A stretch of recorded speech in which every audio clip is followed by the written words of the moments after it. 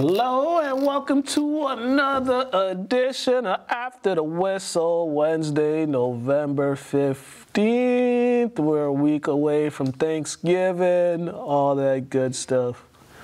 I'm here, Todd's here. It's getting cold outside. Yeah. Getting cold. Oh, hey, people need to stop trying to disrespect Michael Jackson. Like keep trying to compare people's stardom to Michael Jackson, and I'm just like, y'all keep trying to act all these people are bigger as Michael Jackson. Like, nah, I gotta cut it out. No matter how big folks are now, bro, nobody will ever be as big as Michael Jackson. Impossible. Michael Jackson had people that lived in countries where there was no TVs that know about him. Bro, he was every word that you want to compare, like mystery, but he was visible. Yeah. Like, you know what I mean? Michael Jackson was like a folklore. Yeah. You see him on TV, you heard about him, but like he wasn't as visible as all these stars in today's fashion because social media and everything. Yeah, so like you only saw him on TV. Yeah. On TV.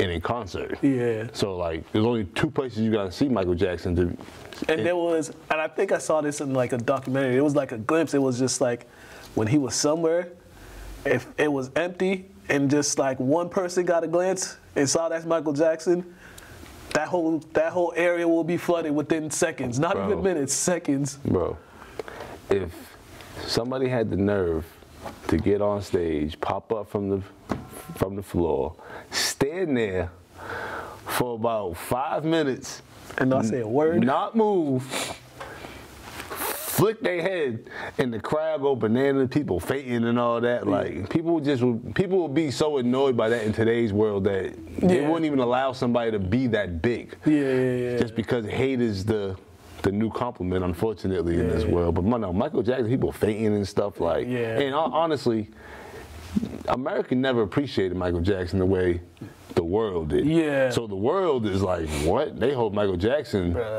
He's like a martyr. When he died, I saw people crying that don't normally cry. But that was just that, because Mike Jackson was like, our parents listened to Michael Jackson. We listened to Michael Jackson. Probably our grandparents listened to Michael Jackson because his music starts in the '60s. Well, also remember, like he's a child like prodigy when it comes to musically. Yeah. So like he started off with his siblings in the group, and then he, you know what I mean, started off with himself in the groovy era, and then he really came into his own with the pop. You know what I mean? Yeah. I like groovy Michael a little more than pop Michael personally. Yeah. That's me personally. Yeah. But like that Off the Wall album was off the wall. Give me one more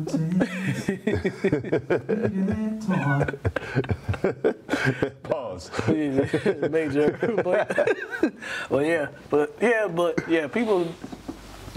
People need to stop trying to put some of these people over Michael Jackson, because there'll never be a Michael Jackson, another Michael Jackson. People just don't understand the severity of words, the meanings, the moments. Yeah. They just don't get it. And no different when our generation might compare a concert to Woodstock or something like that. There'll never be a concert like Woodstock. You know what I'm saying? Like just certain things that we won't even be able to wrap our heads around that this generation won't be able to either. And the music is so timeless. Like, I mean, so timeless. You could play 8-year-old Michael Jackson music now at a party, and people will be grooving to it. My daughter knows the difference. She knows Michael Jackson, all voices. Like, she'll put on YouTube, put on Michael Jackson. Like, right. That's just, you know. Yeah. People like good music, man. Yeah, shout out to Michael Jackson, man. We love Michael Jackson. Beat it. Oh, man. I think the Patriots need to beat it. Good. Well, I think Mac Jones, they got him out of there. I think he's going to be on the bench because, man, it just keep getting worse and worse for him every year. I just don't understand how somebody could just regress so much. Like, it's kind of mind-boggling just how bad he's played. What do you mean? Like his regression, like it's like he forgot how to play quarterback. No, it's called being dissected and being exposed. Remember, weeks ago I talked about how he never really had to lead his college. It all stems back to, like, you know what I mean, his college days and how you get projected and drafted. He never really had to lead his Alabama team because he had so much lethal power behind, you know what I mean, on the left and right beside him, all that, you know what I mean. Yeah. Then he comes to a team where he's supposed to be the leader, and he's never had to really play that role. And it's kind of tough learning on the fly with the best athletes in the universe. Yeah. You know what I mean? The best football players in the world. So now they're slowly dissecting your game. You either get better or you digress, and it's starting to seem like it's only gonna either stay here or get worse. It's already gotten worse, and I was never a believer in him being a franchise quarterback when they drafted him either. But let's be real, how worse can it get? He went 15 for 20 for only what, 120 or 170? I mean, I was writing very fast, so they're like in the intro. So like, how bad could it really get? Like, he could go 5 for 21 for 50 yards, and I mean, I hope he at least throw 100 yards a game. Hey, but man, like, the way he's been playing, there's possibility he could throw under 100 yards. And the worst thing is, like, they're not that far behind some of these teams, but they can't score in the red zone. You lose 10-6, and you have 4 opportunities to score in the red zone, and you don't score at all. Like, come on, man! All you need was 2 touchdowns, game 14-10. And like, come on, man! And they've never solved that problem since Gronk left.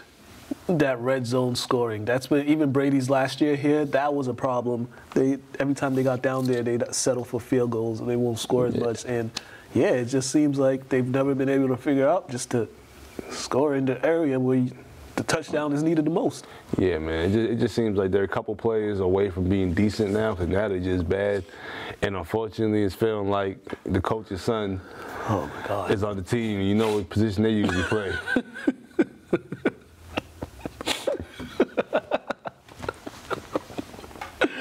Well, I already started the campaign for Tank for Caleb. So, hey, man, you lose to the Giants, which wouldn't be a surprise. You lose to them.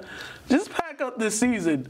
I mean, already pack it up, but just try to get that #1 pick. You lose to the Giants, because there ain't no sense in winning games at this point in the season. Well, we know a lot of these dudes aren't going to be there next year. So at this point, you might as well just start thinking of the future. Tank for Caleb. That should be the movement right now. Once again, they don't need the tank, bro. They just gotta go out there and play. Like, they're not winning games. They can't score. Like, they don't even need the tank. Just whatever pieces you had that you want to keep next season, just make sure they don't get injured. And we talking about toilet bowls. You got them and the Giants coming up, and you know the Giants quarterback. He was on TV last week. Yeah, last week talking about his mama still makes his bed for him. So you got that quarterback starting, and I think Bailey Zappi is starting for the Pats. Man, this game shouldn't even be broadcast in America. They should broadcast it in Germany. Yeah, certain information you should just keep it to yourself. That was like too intricate and too into your home life. Legit. Could have said like she does your laundry or something. Like, yeah, it's understandable. But do your bed, like, bro. Imagine you go out with a girl and you tell her that. In this world, all they see is NFL quarterback. They don't. This world today, they don't care.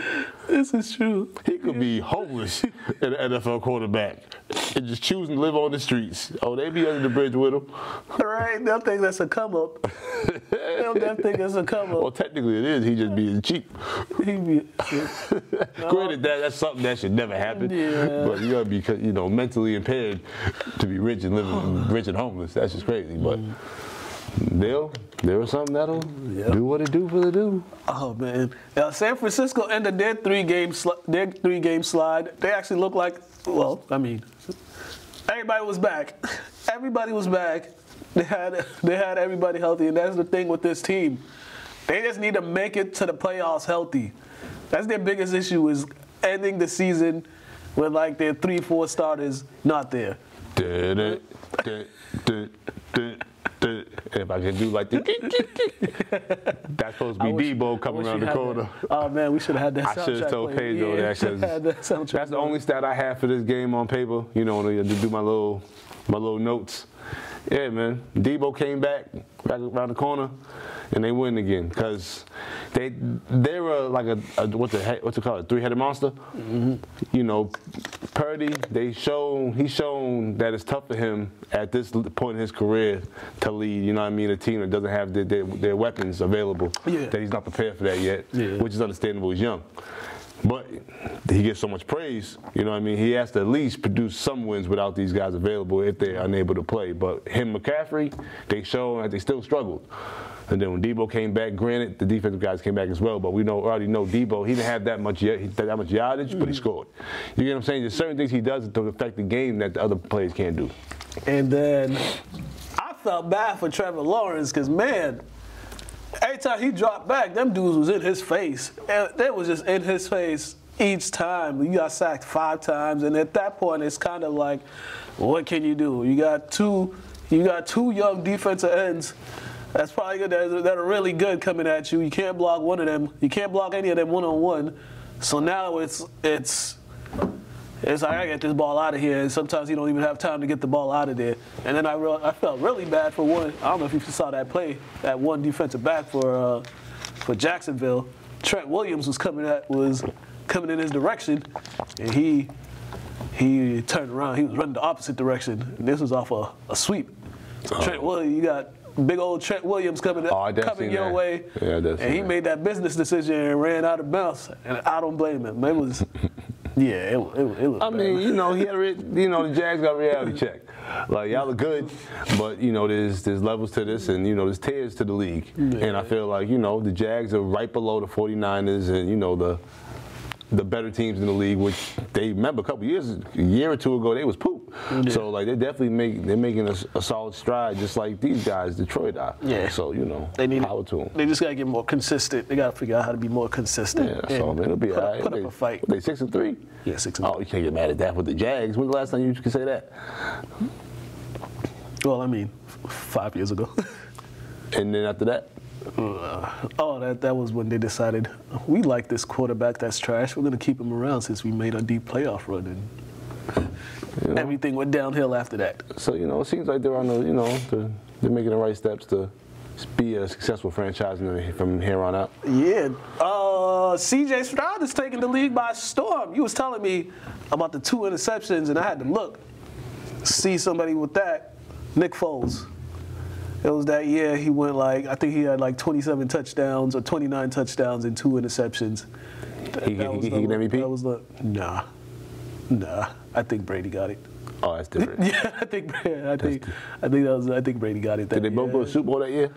Nah, they was in the playoffs though. I think they lost in the second round. Philly did? Yeah. But who won the Super Bowl that year? We did? Nah, I don't know. Oh. I think it was one of them years. Past it with the all right, all right, so Foles was rookie too? No. This was year 3 or something. So the question was rookie, man. Oh, I thought yeah, but that's the last one. Yeah, it was. They went up in there. They went up in Baltimore. I said Baltimore. They went up in Cincinnati. Mm-hmm. They was down too. Made that comeback. And that just shows a team. You got to give C.J. Stroud credit, and then the head coach, DeMeco Ryans, he got them guys playing. He got them playing well, and then they're playing sound football. Did DeMeco play in the league? Yeah, he was on the Texans when they first came. All right, cool. Now understand, if you're not seeing the trend, these ex-NFL players who are now coaches, they're adopting old traditional football, bounce offense. Yeah. Pass and run. You throw the ball 39 times, you run the ball 34 times. You know what I'm saying? You get 1 TD with your quarterback, you get 2 TDs on the ground. Like that's, you know what I mean? Like, formula for success. That's all I'm saying here. Yeah, you are correct. And I think I'm just going back to the research. I think the Pats did win that Super Bowl. Oh, you still stuck on that? Yeah. I think they won it because it was 2013, so the Super Bowl was 2014, and I think that was the pick at the goal line, the Seattle. That was crazy. I remember that. That's the first time I was ever shocked. Like in the Super Bowl, I was so surprised that happened. Like, they didn't give it to Marshawn Lynch. They threw it. Like, what? Yeah. No beast mode? Yeah. And the Texans, too, you're looking at them, they're only a game out of first place in their division, even though the division's trash. It's only them in the Jaguars. But then you look at Cincinnati, this kind of hurts them in the division, too, because now I think they're like a game or two back from first place, and with Cleveland winning, too. Cleveland's out. Cleveland, I think, is in second. Yeah, but based on how the Bengals started off this season, Yeah, right now they're last in their division, but each team got a winning record. It's just like it's that rough start that might catch up to them to the end of the season, because now they really got to lock in. Because some of these games starting on Thursday night, they got to start. They can't give no games away because they got a tough schedule. Yeah, man. But shout out to C.J. Stroud, man. Yeah. All this debate, should he be in the NFL debate? I think so, just because of the numbers he's putting up. They're winning. He had 3 turnovers now. But he's a rookie. Yeah. This is his first go around for him to have this big of productivity this early is crazy. Yeah, and shows when you had other NFL guys on your team for the 3. I think like he was started for 2 or 3 years at Ohio State, and he had NFL receivers on his team, so he kind of knows how to throw the professionals, I should say, if that makes sense. So yeah, Texans. Surprising a lot of people with how well they're playing, because I didn't think they was going to be good. Yeah, well, shout out to Singletary, too, man. Running the ball 30 times, man. Yeah. That's dope. Definitely. All right. This Josh Allen thing, I said this week 1. This Josh Allen thing. Oh, yeah, I didn't make no stats for that. Yeah, I mean, you didn't have to, because the dude was giving the ball to the other team. Which is he's led the league in interceptions. Wasn't there 4 turnovers that game? Yeah, there was 4 turnovers. That's the second game they had more than 3 turnovers. Wasn't one game they had 5, right? Yeah. But they won that one, didn't they? I think so. Yeah, man, they're downward spiraling rapidly. He's already got 11 interceptions. That's wild. I don't know what's going on with It's just he makes the worst. He has these moments. It's just like, what are you doing? What are you thinking? He thinks, them physical players that they got all these physical attributes. They think they can make every single pass, and sometimes it's like you don't need to make that pass. That's him. He does that a lot, and most times again, if you can catch, it's an interception. You think it's his ego? He just thinks he can make every play instead of just throwing the ball to bounce, which I see multiple quarterbacks do consistently every game. Yeah, it's like live to fight another down. You're not going to get it all in one play, but this just has been a thing since he's got to the league, and I think I saw somewhere he's led the league in turnovers. I'll be honest. Since he got there. I watched this game on mute. I was watching stuff on my phone and the game just because the game wasn't interesting. But I knew I had to watch it for the show. I watched the Manning cast. It wasn't that. For one, it wasn't even a fun game to watch. No, it wasn't. And they fired their offensive coordinator. But remember, if you don't have a mental lapse, game's over. Regardless of how bad you play, because all you had to do is just not have 12 men on the field for a kick. And did they have timeouts left or something? I don't think so. I mean, the timeout might have helped them, you know what I mean? But I'm just saying, how do you have 12 men out there at the end of the game? That's when you're supposed to be, lasered in focused. I don't understand that. The worst part is there's usually somebody that's supposed to count how many players you got. There's somebody on the special teams that's supposed to count how many he's fired. That whole staff is gone. Well, they done fired the offensive coordinator as if it was his fault the quarterback was throwing them interceptions. So they fired the defensive coordinator already last year. So all this says to me is that Buffalo Bills, they missed their shot. They missed their shot of getting to a Super Bowl. Well, what happened, for honoring contracts and just letting them finish out the season? Because it's like, what changes are really going to happen that rapidly from a new offensive coordinator when you kind of have to learn the offense throughout the year? And sometimes it takes people multiple years to really master the offense, so I don't understand. Especially if you're going to turn the ball over. That's no new offense is going to fix that. Well, that's just mastering the value of the ball. Right. Oh, man. Sad news for the Browns. Deshaun Watson, he's done for the season after they came back to beat the Ravens, but I think he's having season-ending shoulder injury. And, man, paid this dude all that money, and, too, and it seems like they're not getting a good return in their investment at all. Yeah, I feel like the Browns got lucky in regards. Just man, Baltimore 2-8 on third down. The Ravens just do this weird thing where they'll be in complete control of a game. That's how they lost the 3 games they lost. They were in complete control of all of them, and then they just like, it's kind of like when you play Madden against your little brother, and you're just like, yeah, let me just mess around. And it seemed like the Ravens just started messing around, and yeah, weird game, but yeah, this was just a weird game too. It was a weird game. Like you get a pick 6 because the defender just hits the ball and it goes flying up in the air and stuff like that. And I don't know, these AFC North games be weird. Yeah, and it's kind of hard to really comment too much on this game, especially moving forward. That Watson's not even going to be there anymore. So yeah, he played, and he was looking kind of like he was coming back to form. Right. And then boom, he's out again. Yeah, and PJ Walker's going to take the starting role. So now, well, they're going to have to be game managers and kind of rely on their defense and running game and just get enough points so their defense could kind of close games out for them. Because man, that's a gut wrench right there. Yeah, it is. And last but not least, the Raiders. Look how good things are now. McDaniels is up out of there. Told you. They're smiling. They're having fun. You see what I got on? They're right. And Antonio Pierce is letting them be themselves. He's not trying to, he's not trying to cage them and stuff like that. And they're throwing the ball to Devontae Adams, which was mind-boggling as to why they weren't throwing the ball to him at all before. Oh, yes, I was talking about, the colors, they go together.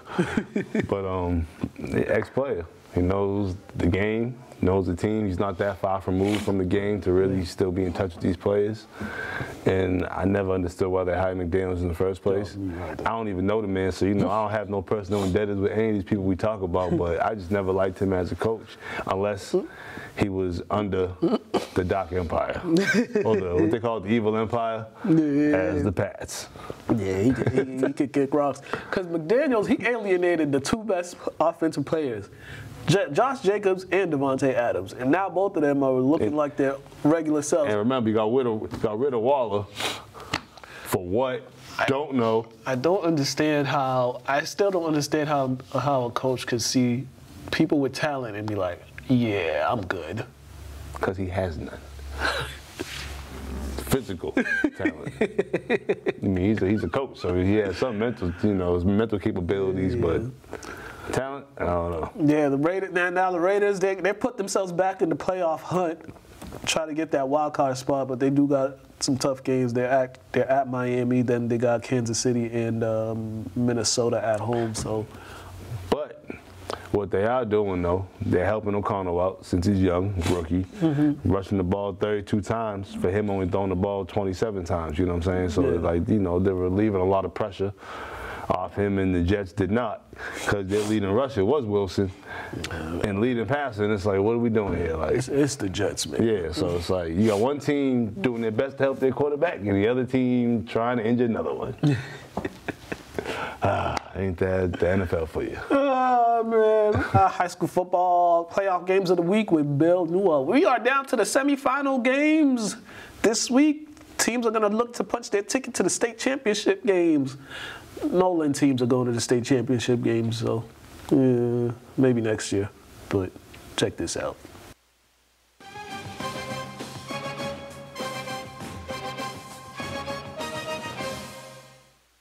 All right, we are back with another edition of Games of the Week. Bill is back with us. How are you doing, sir? Good, Mukala. Good to see you again. Nice to see you as well. Well, we're almost there to the finish line. We've got semifinals week is this week. We got some North Shore teams in here. We got St. John's Prep, Danvers, and Salem all will be playing for a chance to get to Gillette Stadium. Can we start with Salem first because of what they just did this past Friday? That was quite impressive. Yeah, I'd heard they they had some injuries and so on, the Spellman team. But yet, on the other hand, Salem led by a couple of touchdowns, hadn't been playing their best at the half, came out and really put it all together in the second half. And just almost a classic kind of 2023 Salem performance, passing, running the football, and, of course, all those great defensive plays by Albert Pujols, 4 interceptions, running 2 back for touchdowns. I mean, they have some real athletes on this team. There's no question about it. And that was kind of a classic exclamation point type of Salem win for this season. Yeah, and I still feel like there was still some doubt. People still doubting this team as if they could even make a deep run. And it seems like whenever they're being doubted, it seems like that's when they put their best performances. And we've seen that numerous times this season.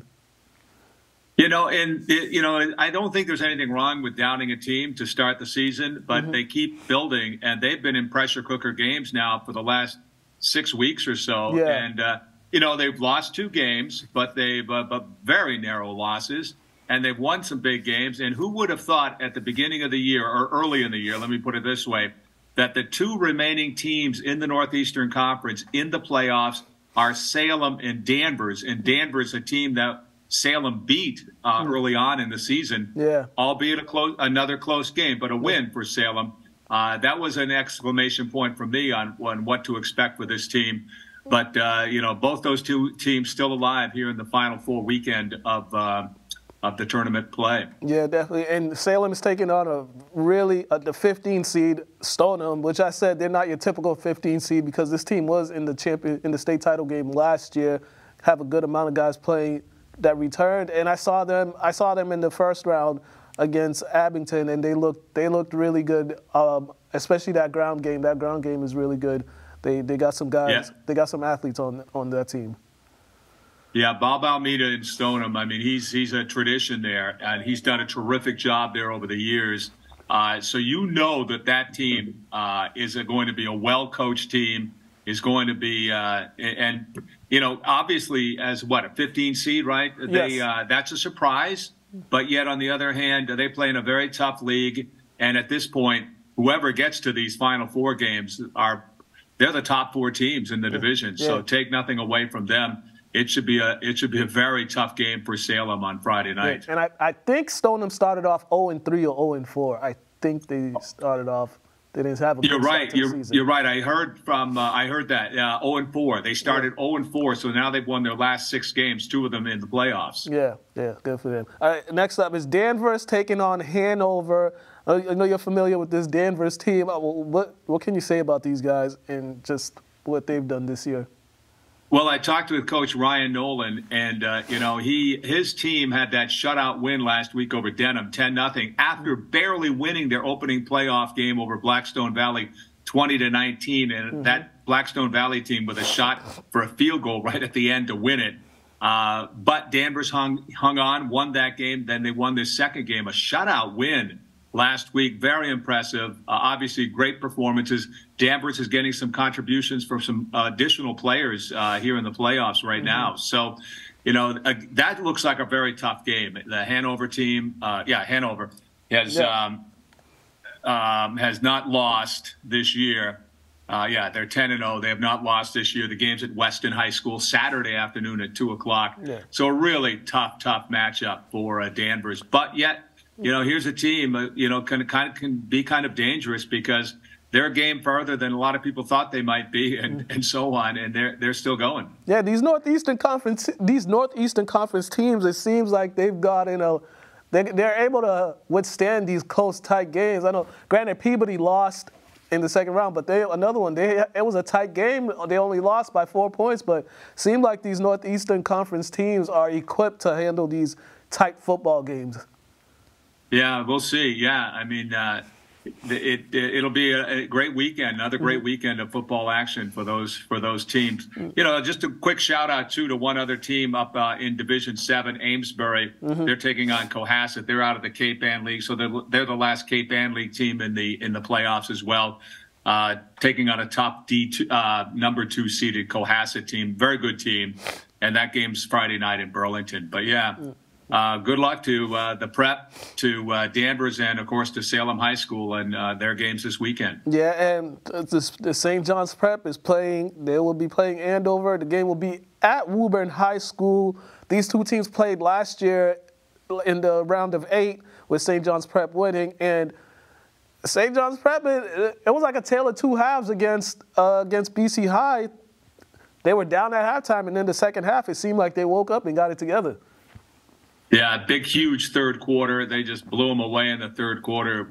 They just had everything going, offense, defense, and put it all together. You know, Coach St. Pierre probably would not say this, probably would not even like us talking about it in this way. But after you beat a team 2 weeks earlier by several touchdowns, BC High, case in point, to go out and play them again, I suppose it wouldn't be unnatural to be a little complacent. Should they be? No, of course not. What can a coach do anything about it? You know, he probably did everything right, and maybe that was the issue. Maybe it wasn't the issue, but they didn't play great in that first half, as you alluded to. But they put it all together, and the final outcome is what a lot of folks expected, is that St. John's Prep would get it done against BC High and move on here to the Final Four. Yeah, this St. John's Prep team, from what I've seen from them, is when they're at their absolute best, it's not really going to be a close game when they're at their absolute best. From what I've seen, there's not many teams that could keep up with them. And I've seen Andover in both games, their first and second round games. Offense not putting up as much points as they were during the regular season, during the tail end of the regular season, but their defense played really well. But in that second half, their defense there was some exposure from Weymouth that exposed their defense a little bit. When St. John's Prep will look at the film and try to get that, because Weymouth found ways to run the ball on them in the second half, and the Andover offense was sort of out of sync in that second half as well. So they have to really lock in and play sound football, because you can't make mistakes against St. John's Prep, or once they get 2 touchdowns on you, it's go to that ground game they go, and good luck trying to stop that. The other thing, too, about Andover, like we were talking about with Stoneham, with Coach E.J. Perry, that's a storied kind of program and coach, and he's been very successful there. So they're not going to give the Prep anything, easy. So it'll be, in that regard, it's a first-class opponent for St. John's Prep, this Andover team. And, I don't know how this teacher strike plays out, but the kids went back to the classrooms on Wednesday as the teacher strike ended. But these guys had 2 extra full days to prepare for St. John's Prep on Monday and Tuesday. So I don't know what that means. But,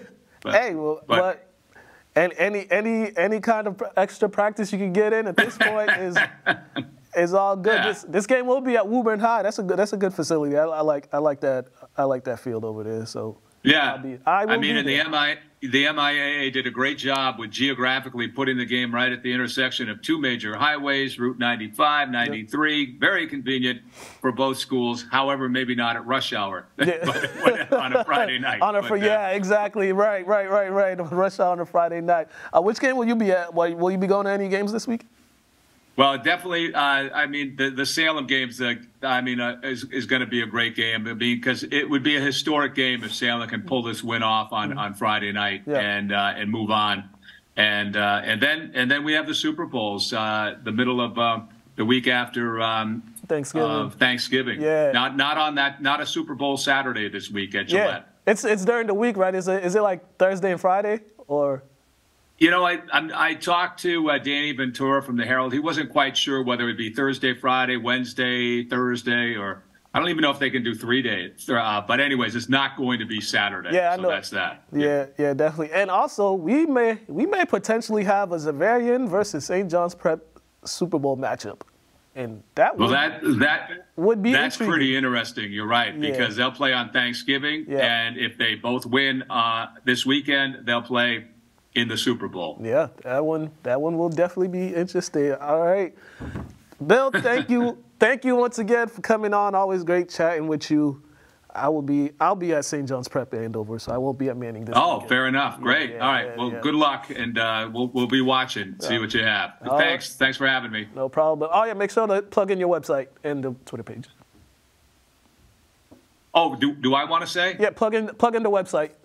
Yeah, perfect. Yeah, MSONewsports.com. That's MSONewsports.com. We have the interviews up with all of the coaches that we just were talking about on those key games, the Prep, Danvers, Salem, and even Amesbury with Coach Colin McQueen, who's done a great job there. He's actually going to be a guest on the North Shore Sports Desk show with Dominic Castro, which airs on Thursday on our website. And so we'll have a lot of the other stuff up. Plus, we also have Danny B on the website from the Boston Herald, previewing some of the weekend games. Oh, one other game we got to mention, just the Milton game. They're in Division III. Steve Dombrowski, former coach of Swampscott, former player in Swampscott here on the North Shore, has done a great job with that Milton program. They're in the Final Four as well. But that's just something to just keep an eye on as well over the weekend. All righty, Bill. Thank you once again. You guys, we're out of here. You got it. Yep.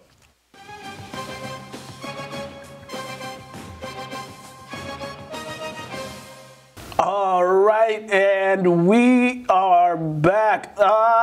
Quite the night in the NBA last night.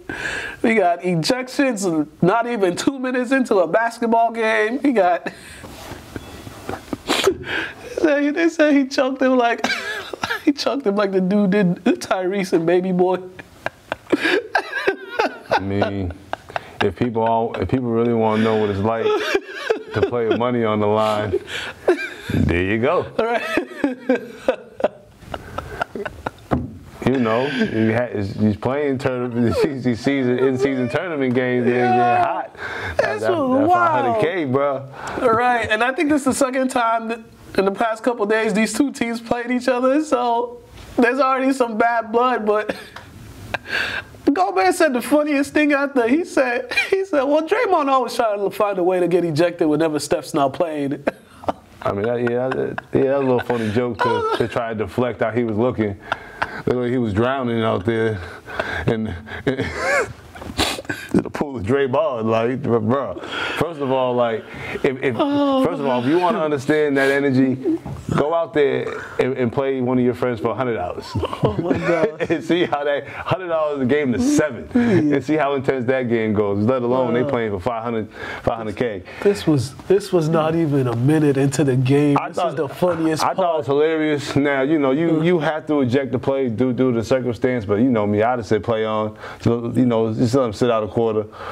But you knew text for everybody. Once you seen Rudy touching people, you knew Draymond was coming in there. Oh man! Like, and I'm not mad at Draymond for this. End of the day, you don't know what Rudy's intentions were. He might have been in there to try to break it up. He might have been in there to try to hit him with a sloppy sleeper hold, and Draymond's hit him with a better one. Draymond was looking for any reason to choke Rudy. Rudy could have been trying to be the peacemaker. Draymond would have still tried to come up there and try to choke him. He was just trying to find it. He's been trying to find a reason to do that. Rudy did wrap his arms around him, though. He did wrap his arms, like, you know what I mean? A little unnecessary. I get he's trying to stop him, but at that point, nah, bro, it's us versus everybody in here. Hey, man. So, yeah. I'm just saying that he could have been like, he could have probably told Clay, guys, chill out, and no matter. This dude would have been like, would have just found a way to try to choke him out. 82 games in the season, man. All good. Bruh, I'm still trying to figure out, do these in-season tournament wins and losses count to their overall wins and losses? Cause I don't know. I think so. Do they? I think so. Oh, they should. Okay. It's still on your schedule. Okay. Cause it's just. I feel like it's no different than conference and non-conference games. Yeah. Well, it's still equal, you reckon? I look at this like soccer, World Cup and stuff like that. That's pretty much how it's set up. I mean, it's just like we had these guys play 115 games a season. You know what I'm saying? So you still try to keep it in the verifications of the season, but you don't try to go too far out because their bodies are at risk as well. Yeah. I still think this in-season tournament's stupid, but 500 grand. I'll be honest, I'm 50-50 with it because it's entertaining to watch, but if players start getting injured, then you're gonna be second guessing why we having this. So it's bittersweet, but it's definitely entertaining though. Yeah, let's get you some college sports. Kentucky and Kansas played last night. What was it? The State Farms, whatever Classic. I forget what it's called, but we saw a young team not able to close out the game. That's what we saw. Yeah, that's all. That's what we saw last game. And I feel like, man, if you 7 feet tall and you a 4-year starter in NCAA, they should make you go to the league. Like, I'm sorry, G League, the league. Like, there's no reason why Dickinson should be playing for Kansas right now. Like, come on, bro. Like, you serious, man? Like, what are you trying to? Like, I get it, you might be trying to get that ring, but what are you really trying to prove? I don't know. It was annoying me too, calling people little and stuff. It's like, bro, you a whole grown man playing against these little old boys. Yeah. Like, come on, man, cut it out. Yeah. And I just, you know me, I just don't like Kansas. That's what, you know, they beat my, you know, we beat Tone and them in the chip. I wasn't feeling that. But overall, it was a good game. We saw the young guy step up. Wagner didn't have his best performance, but it happens. It happens time to time. But we saw a lot of the guys. Now, they was playing some experienced college players, though. Yeah. I mean, the point guard's 4-year starter, though. You know what I mean? So, you know. Third start, too, for him. Third college start. Yeah, so, you know, they play one of the better teams they're going to see in March. Definitely. You'll see Kansas, because Kansas is always built to be a good college team. Yeah. I just wish they popped up more pros. I still like college basketball better when things were illegal. Yeah, definitely. Yeah, of course. It was better when people were illegal. I don't say of course, but you know. No, I say it's a little more entertaining. Yes, it was better when people were doing stuff illegally. Michaela Williams, what she did to whoever they played yesterday was illegal. 42 points. And I watched when you texted me about it, I looked at the highlights. I was like, I think that was a school or freshman record. It was. That she set. At LSU, it was. I think the last time it's been something like that, that was like 95. I think last time, I think it was like only 30-something points, though. She was killing. Yeah, she was on one. She was on one. Yeah, she nice. Oh. And so she was Louisiana High School Player of the Year. Okay. Back to back. That's one thing I like about LSU, though. That's one thing I like about LSU, Texas State, Texas schools, California schools. They try to keep their kids in state. I don't know what happened in the Northeast, bro. Like up here, like it's crazy. Like LSU a football state, so.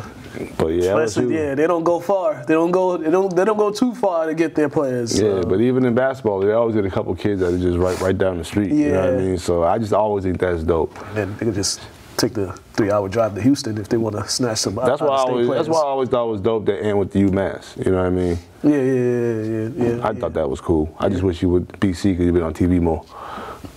But UMass is dope. Fair, yeah. But shout out to Michaela for setting that freshman record, school record. That's dope. A lot of the young ladies hooping. Juju, she's still killing. Yeah, man, as they should be, man. They're catching up. College football playoff rankings have been set. Georgia now is number 1. Georgia, Ohio State, Michigan, Florida State are your top 4 teams, followed by Washington, Oregon, Texas, Alabama, Missouri, and Louisville. Alabama and Georgia will be playing in the SEC championship game. Both teams are 10-0, but they wrap up their season soon. It's just weird because I'm just like, all right, Ohio State was number 1 last week. Georgia was number 2. Nothing really changed, but now Georgia's number 1. Ohio State's number 2. But I never understood how Ohio State got number 1 when these rankings came out, when Georgia was pretty much number 1 the whole time coming into the season and playing like number 1 team the whole year. It's weird, man. It's weird. I think, all I can say it's a typo. And they just rolled with it because they didn't want to admit they messed up. And they was praying that both teams didn't lose so they could just keep it the same way. So they can like fix it. Makes no sense to me. College football kind of makes no sense to me because I still don't understand style points. Like, you beat a team by how much you beat a team by. That's just what it is. You know what I mean? You shouldn't be better team. You know what I mean? Like, they go a lot off, I feel like, predictions and assumptions and, you know what I mean? Like, no, the proof is in the games. Yeah. So I just don't understand certain things of college football. Yeah. All right, we got some boxing updates for Pedro. What fights we got coming up? I think there's a fight tomorrow, right? Yes, we have Shakur Stevenson versus Edwin De Los Santos from the Dominican Republic. They're fighting for a vacant title, 135 pounds. We'll see what happens. Yeah, I'm just glad somebody was able to take the fight with Shakur because, man. Pay-per-view or on ESPN. Oh yeah, you definitely gonna tune into that. At 10:30. Oh yeah, I'm tuning into that. Oh, I'm gonna be home watching that myself. I barely watched. Yeah, it's a good for Shakur to get a fight, or good for the person that took the fight, because man, oh man, it was just kind of getting ridiculous how he wants to fight all these people, but these top guys don't want to fight him. It doesn't make no sense. I'm kind of scared of him. It's the dimples. But I tell you what, though, I mean, it should be a great fight. De Los Santos has a lot of power. Okay. Lefty as well. Okay. And then and Boots Ennis just got he just got awarded the IBF. The IBF, right? Because of Crawford went up in weight. Yeah. Pretty much. They're gonna have to fight him now. Okay. So those two have to fight at some point. Well, if Crawford moved up to 154, they're not gonna fight. At least not for now. Okay. Oh man, they gotta make that happen. All right, and then is there anything else we're missing? Well, again, this one coming up on the 25th. Oh, that's next week? Yes. David Benavidez versus Andrade, Boo Boo Andrade from Rhode Island. Yep. And on the undercard, Benavidez's brother, Jose, he's fighting against one of the Charlo brothers. Okay. Okay. So it should be a great card. All right. And that is our boxing update.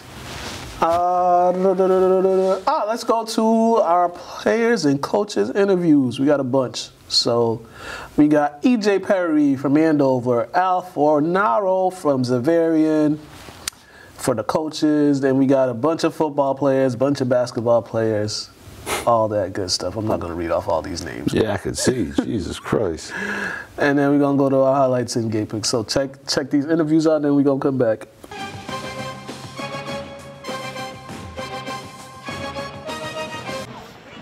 Coach, your team is one win away from entering the state title game. Just how proud of your guys, how they played tonight. I just talked to him after the game, and the biggest thing that I'm proud of is his senior class, because you know, when people say that the football, high school football is going down, we had 24 seniors that were able to go out. And 2 years ago, they battled through some tough times, and now they're in a position, like you said, to be in the Final Four. And we take it one game at a time, so we're just looking to next Friday, and we're very excited about it. Defensively, again, you guys started off strong. I'm sure you're not happy how you guys played in the second half, but once again, you guys started off strong, forced a fumble when they were driving.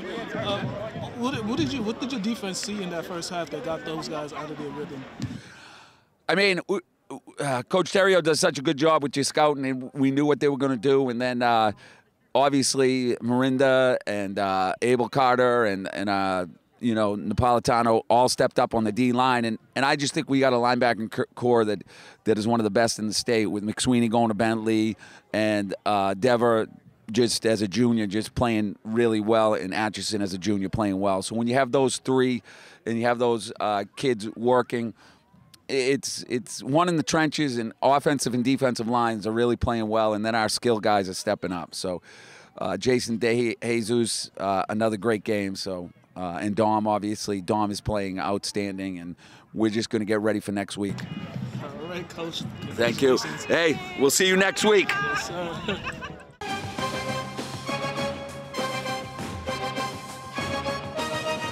Coach, how you feeling? Very happy, very happy. Very happy for our young man, our program. I'm very happy for the school. I'm playing a quality opponent such as Springfield Central, which is the first time we've beaten them, but in a playoff game, which allows us to continue our season on, is a great thing. This was a dogfight. Playoff football, a dogfight. Absolutely. Talk about your defense on that fourth down on the goal line. What did you tell the guys, and how did you like that? Well, you know what? We do goal line defense twice a week, and we work on the specifics of our opponents, and they're very good. They don't kick the ball. They're always going for it for 2 points, and in the short yardage they did it. And we just had the guys up front do their job and let the linebackers, run to the football. Your defense forced 3 turnovers, yes, sir. I believe. Yep. Those 2 turnovers in the second half seemed like a momentum shift. Without question, there was always a question about, can we play with them? Can we match up with their athleticism? We were able to do some things, and they're, like I said, they're a good team. They did a lot of things offensively as well. So, tonight we were the better team. I'm very proud of them because, great resiliency, and never a moment of doubt in their heads that, you know, if we played hard, we'd be victorious. Coach, you're 2 wins away from accomplishing that goal. Just how excited are you that you guys are still able to continue playing? Well, I'm very happy because we get to go out to practice on Monday and prepare for Needham High School, which is a very, very good football team. All right, congratulations on the win. Thank you.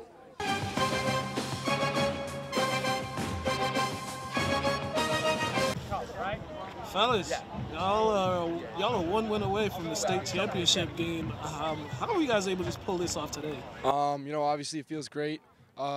We've been working super hard at practice. You know, all we're thinking about is SJP. Last year they beat us pretty bad, so that's all we got in our minds right now. Yeah, you know, we worked really hard at practice. Team around us really good. Just looking forward to SJP. Defensively, what did you guys do in that first half to get them out of their rhythm, and offensively, how are you guys able just to, you know, keep the ship flowing and score enough points to give you guys that lead? Just run the ball hard, blocking pretty good. Just, you know, just pretty much like that. Yeah, you know, we watched a lot of film. We were really prepared for this game. Spent a lot of hours in the film room. Really paid off. You guys held them to 14 points, but how annoyed are y'all couldn't get that shut up back-to-back weeks? Yeah, we were pretty upset about that. You know, it came last week, but unfortunately we couldn't make it happen again. All right, fellas, you guys are 2 wins away from accomplishing that goal. Yep. Congratulations on tonight's win. Thank you. Awesome. Thank you.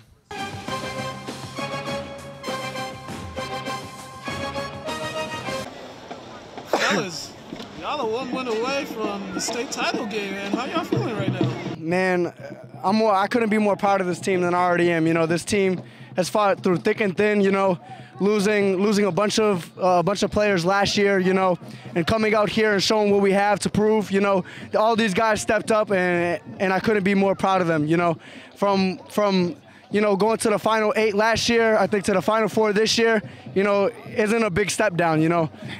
I'm super proud of this team for stepping up the way they did. He really said it all. I mean, I'm just proud of this team. A lot of dudes really stepped up. I mean, great win, but we're still hungry. We still got to go out there next week and take that dub. We still got to go out there and win. So, I mean, we're going to enjoy this win, but after, we're gonna get back to work. So that's what we do. Defensively, you guys, first half, you guys did a really good job defensively shutting them out. Offensively, you guys had some explosive plays. What kind of difference offensively this week from last week? Yeah, I mean, obviously we want to come out here and score 1,000 points, you know, as much as possible. But when we can't, you know, our defense definitely holds it down. You know, they do a phenomenal job at that. You know, we come out here and we try and do our best every single week, you know, and our defense definitely steps up when they can, you know. And I'm super proud of these defensive guys, you know, Connor LeBrun, you know, Connor Atchison, Carter Abel, the whole D-line, you know, they really did phenomenal things this week, and our coaches did a phenomenal job at doing that, you know. My quarterback coach, you know, he just tells me to calm down and kind of put my back on the defensive shoulders, you know what I mean? And that's kind of what I do sometimes. I really want to just say I'm extremely grateful to have the coaching staff we have. They come back every week with new stuff we're putting in, new game schemes. You know, we're just always out here trying to do more. So, I mean, and I'm just really proud of all these guys. Just the defense always steps up when sometimes we're a little low. We're not coming out as we need to. Our defense steps up, and they're really out there dominating. And then when we're out here scoring, the whole team's just flowing. So, I mean, as he said, I'm just proud of all these guys. I mean, everybody's out here doing their best. So, I mean, I'm really proud of these guys. All right, fellas, congratulations. 2 more wins, and you guys accomplished that goal. Congratulations and good luck. Thank y'all so much. Thank you. Yeah, thank you so much.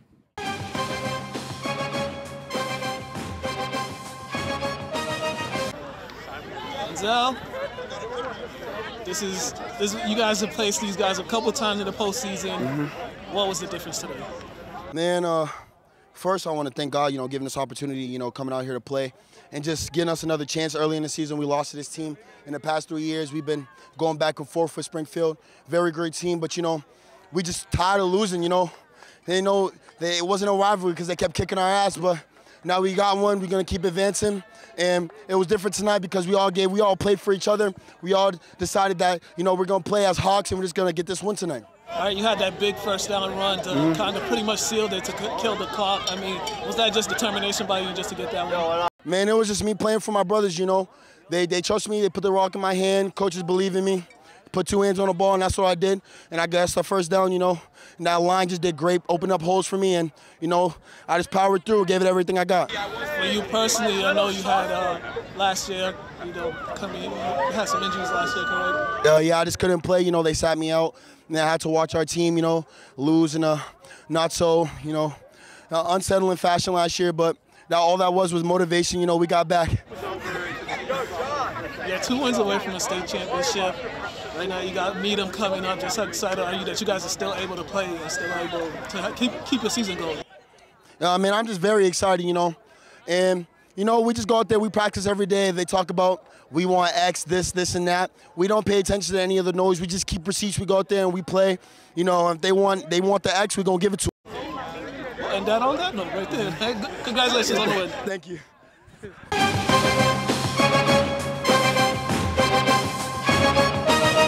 All right, man. Everybody know how big this game was for you guys. Everybody knows what the history between these two teams. How are you feeling right now? Man, past 3-4 years, we done lost to this team as many times as instead of today. Today was our first dub against them out of 4 times we played them. It's just crazy how we came down, we came out here, executed. We got a good warm-up in. We executed fourth quarter. You know what I'm saying? 21-20. The game comes down to it's a game of inches. You know what I mean? Football is like, I'm lost for words right now. As you can see, I don't even know what to say. I'm so happy. We got Needham on the clock. We obviously just let bound. But, man. Talk to me about that. Talk to me about that 4th down play. That pretty much was the difference in this game right now. The turnovers, but that play right there, they were about to take the lead. You guys. I talked to my secondary. I told them this game's going to come down to us. It's going to come down to us making the plays. It ain't. I respect my linebackers. I love my linebackers, but Springfield airs out the ball, and we came down, we executed. And that's me. I feel like that's me as a captain coming down, talking to my team personally, telling them that's going to happen. And it happened. And then we came down with the stop. All right, man. You are 2 wins away from the state championship, 1 win away from getting to the state championship. Yep. Just this moment right now for you with your fans, the family here, just how you feeling that you're so close? 1 game away. 1 game away. We got Needham on the clock. We obviously we bound to win on paper, but we got to prove it in person. You know what I'm saying? We coming. We coming. I don't know who we gonna see in the championship at Gillette, but we coming. You gonna see us though. Congratulations on the win. Appreciate you.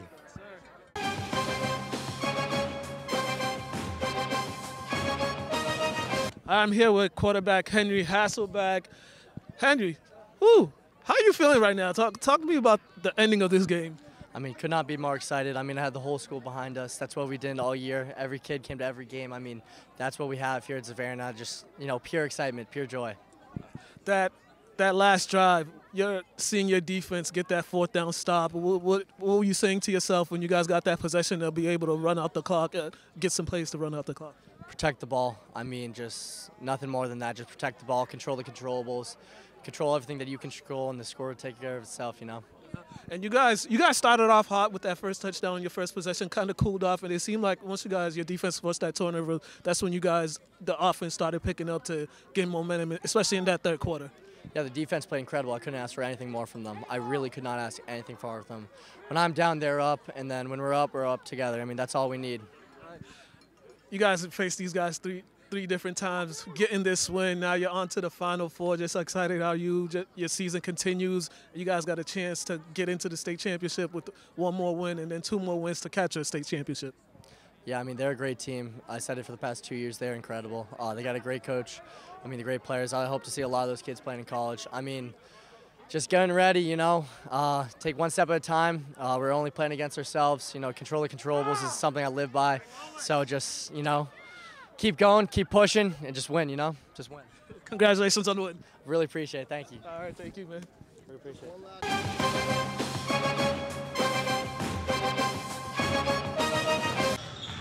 All right, fellas, you guys just got the dub here. They made a run at you guys, but it seemed like every time they made a run, you guys had an answer. Was that just you guys locking in and knowing how to close out a game? It was more so like our effort.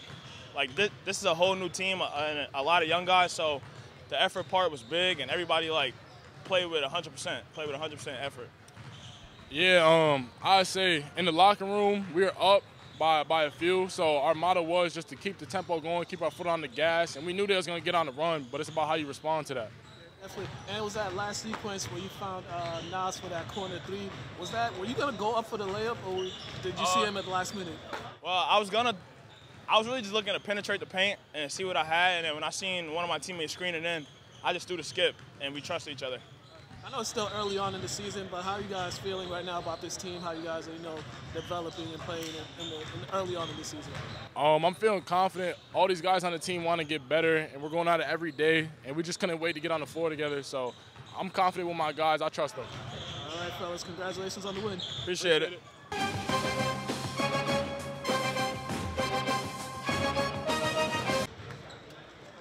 You guys just got the victory over here. You hit that big shot in the corner. Was that just one of those you just letting it go, felt good that you got the open look like that? Yeah, because I missed one previously, so I had to make sure I had to capitalize. And you guys were up double digits the most of the game. They kept making runs at you guys. But what were you guys doing just to pop their runs and not even let them try to get over that, help them take the lead? I feel like what we did well was not play too passive and tentative. We kept pushing offensively and weren't scared to make a mistake. Defensively, what did you guys do early on to get them not in the flow? They were out of sync sort of in that first half for a little bit. What did you guys do? I think our goal was to shrink the floor and make it hard for them to just get open lanes to the paint. All right. Early on in the season, what's your assessment of the team? How you like the way you guys are progressing each game? What's your assessment of the team so far early on and how you guys are playing so far? Oh, I feel like it's great. It's a new team, not many returners, and I'm one of the new kids, so it's great to have some sort of chemistry on the court. It was really fun. How's the adjustment been for you? It's been great. It was tough early on. I didn't know if I could play with good players like that because I was used to being the man on my team, but I realized it's a good skill to learn. All right, man. Congratulations on the win. Thank you.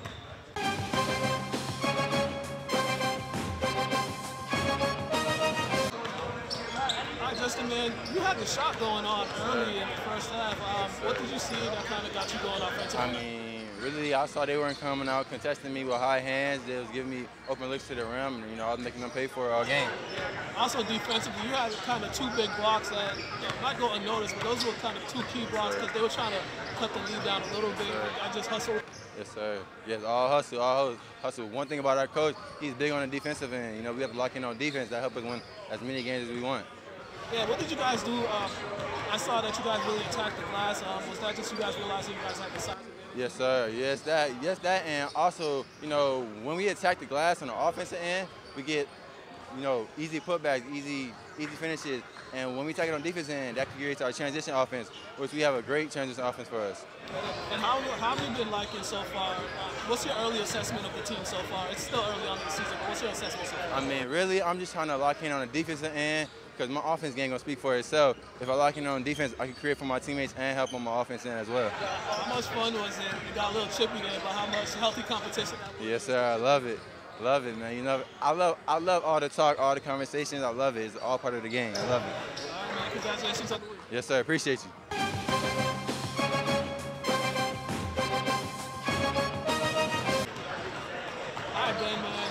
You was really getting after it on the glass offensively. Was that just you realizing you guys have the size and advantage and just trying to wear them out? That's just me. That's my style of play. So yeah, it's just me. Offensively, what did you guys do to kind of get their defense held schedule? I feel like once you guys started inside, you guys got some good. Yeah. So when we started, we had a slow start. So when we had the first half break, our coach had it he told us we playing soft. So we had to pick it up offensively on the glass. So everyone just started going for rebounds, and we just started making the right plays too. They got some early threes on, but how were you guys able to make adjustments to try to take that 3 points? So we just had to, shuffle and step up because they had shooters, and we just had to force them sideline. No middle. They couldn't go middle. That's what we worked on in the second half. It's still early on in the season. You guys got a lot of growing to do, but what's kind of your early season assessment of the team so far? So we had a slow start, but this is the same old last year. We had a slow start last year. So I feel like we still have a lot to work on, but we're going to get it, and we could win the championship this year too. And how does it feel just to come out here and get the win and then get ready for tomorrow? Yeah, it feels great. It feels great. I'm hyped up for the next game tomorrow. All right, man. Congratulations on the win. Thank you. Appreciate it.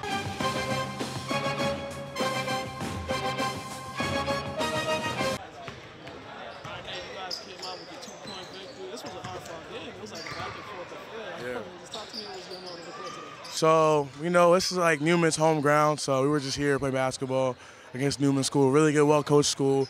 And Luka Tiles and Ryan Mila really played their butt off. They played well. We were just going back and forth. And our coach told us, Coach Shills, that if we just stay down and keep trying to rebound the ball and just play tougher than them, we'll win. And we were able to get the victory by 2 points. Took a 7-point lead. It felt like it was kind of the game was slowly slipping away. What did you guys do to put yourselves back? Well, Coach Shills always told us to take one possession at a time. Don't try to get the home run play, so just stay there and just try to get the best possible play we can and be tough on defense. I think we showed that in the last 2 minutes of the second half. You had it going offensively.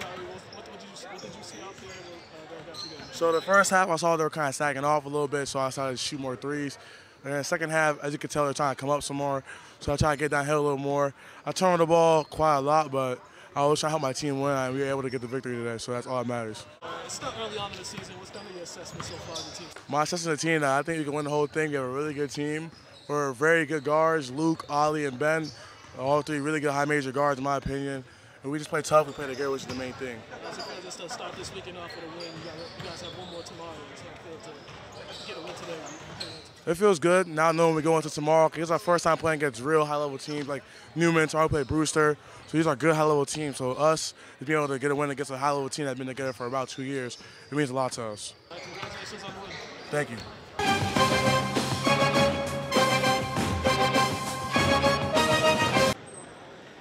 Warren, you guys came out here, you got the dub. You had an early lead. What kind of changed late in that first half when you guys made that run to take the lead?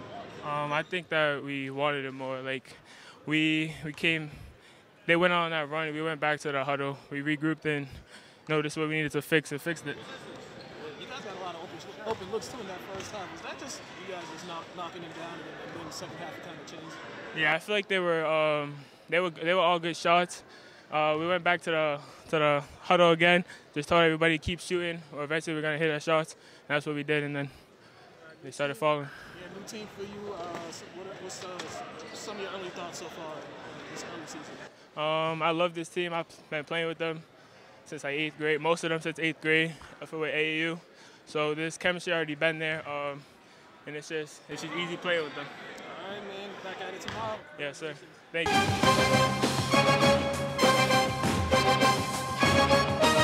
We are back. All right, we got highlights. We got football highlights from last week. Weymouth, Andover, Lynn Tech, Lynn English, Wakefield, Lynn Classical, Springfield Central, Xaverian. It was a rough week for the city. Well, except for Texas, they're the only team that won. But it was a rough week last week for the teams in the city. The rough week. Rough. Check these out, then check out the top 10, and we're going to give our game picks and get up out of here.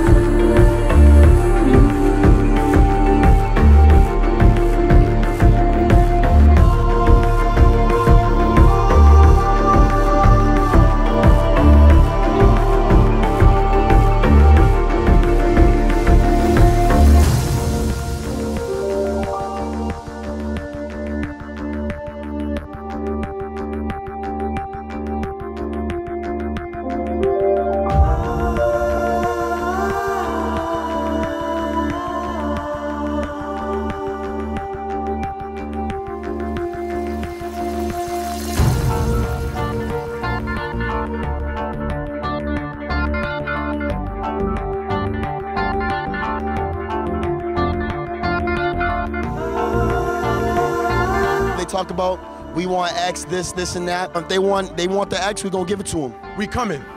We coming.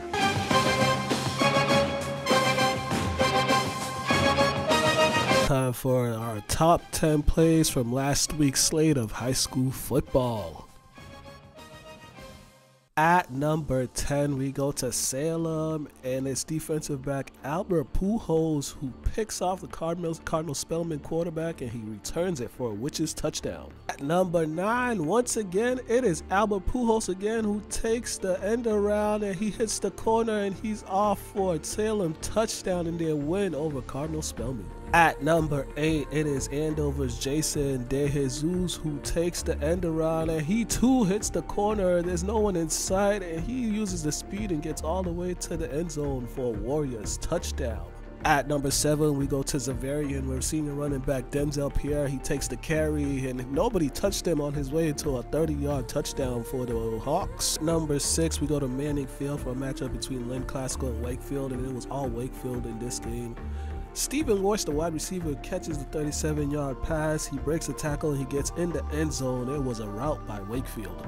Number 5, it is Salem quarterback Corey Grimes, who throws it up to Rocco Ryan. Ryan catches the pass, muscles away the defender, walks into the end zone. It was a route by the Witches against Cardinal Spellman. At number 4, it's back to Salem again, where the Witches made a hefty of big plays in this one. Here's a punt return from Devontae Azuna. He just takes it and he makes one guy miss and makes another guy miss, stiff arms another guy and carries the defender into the end zone. At number 3, it is Salem Special Teams again. It's another punt return, but this time they do it a little different. Devontae Azuna, he takes the punt, stiff arms the defender once again. He hits the corner. He's about to get tackled, but then he pitches it back to Rocco Ryan, and Ryan does the rest as he goes into the end zone untouched. The Witches put up 55 points in this one. At number 2, once again, we're back to Salem, and it's Albert Pujols. This was his first interception of the game. He takes it about 60 yards for the pick 6. This was one of 4 interceptions for the senior DB.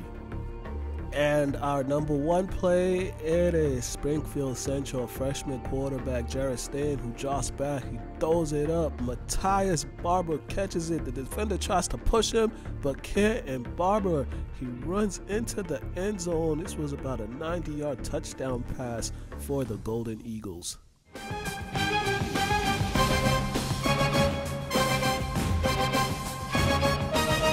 Are back. Okay, week 11. Season's flying. Game picks: Bengals, Ravens to start it off. Thursday night football. This is in Baltimore. I'm going to take the Bengals. Taking the Bengals. I'm taking the Ravens. Steelers, Browns in Cleveland. Both these teams don't got a quarterback. But who are their backups? Well, Kenny Pickett is starting, but he's not a good quarterback. Who's the and Browns? P.J. Walker for the Browns. I'm going to go with Pickett. I'm going to go with the Browns just because they're at home. Bears, Lions. 7-2 Detroit Lions. Oh, Lions. I don't know why I didn't thought about that. Same, I'm going with the Lions. Chargers, Packers. Chargers. This is in Lambeau, so I'm going to go with the Packers because it's probably snowing. Raiders, Dolphins in Miami. You know what? Sticking with my Pirates, man. Yeah, Raiders. 3 in a row for the Raiders. 3 in a row. Giants, Commanders. Commanders? Yeah, Commanders, because the Giants are not a good football team. Cowboys, Panthers. Oh, my gosh. The boys. Yeah, 1-8 Panthers. Titans, Jaguars. This is in Jacksonville. Jags. Same, I agree with you. I'm going with the Jags. Cardinals, Texans. Oh, Texas. C.J. Stroud. Yeah. Bucks, 49ers in San Fran. 49ers. San Fran, I agree. Jets, Bills. I'm going to go with the Bills. I'm going to go with the Jets with the season sweep of the Bills. I thought about it. Seahawks, Rams in LA. Going with the Rams. I think the Rams got this. I'm going with the Seahawks. They're just a better team. Vikings, Broncos. Can it be 4 in a row for the Vikings? For the Broncos, I mean. I think it's going to be 3 in a row for my guy Hobbs. Josh Hobbs, yeah. So, Vikings, baby. And the game's in Denver. I'm going to go with Denver. Remember, he was in Arizona, not too far away. Yeah. Sure, and then Monday Night Football, Eagles-Chiefs, Super Bowl rematch. I'm going with... This is in Kansas City. I'm going with the Eagles. I'm going to go with Mahomes, Kansas City. Oh, man, that's it for us. Oh, next week, we possibly will be doing a live show next week. So... yeah, but this might be live next week once we get everything confirmed, but we probably going live next week. It's a half day from folks the day before Thanksgiving. So yeah, if we go live, make sure you tune in. I might tell y'all that time I went to Prince's house. But yeah, make sure you follow him, Mr. Burton 23 on Instagram. Follow me, LCTV After the Whistle, the Instagram, Mukala K, Twitter and Instagram. All that good stuff, lentv.org. Yeah, oh yeah, Stevie will be here next week as well. Shoot. Yeah, hope y'all have a good one. Enjoy y'all weekend.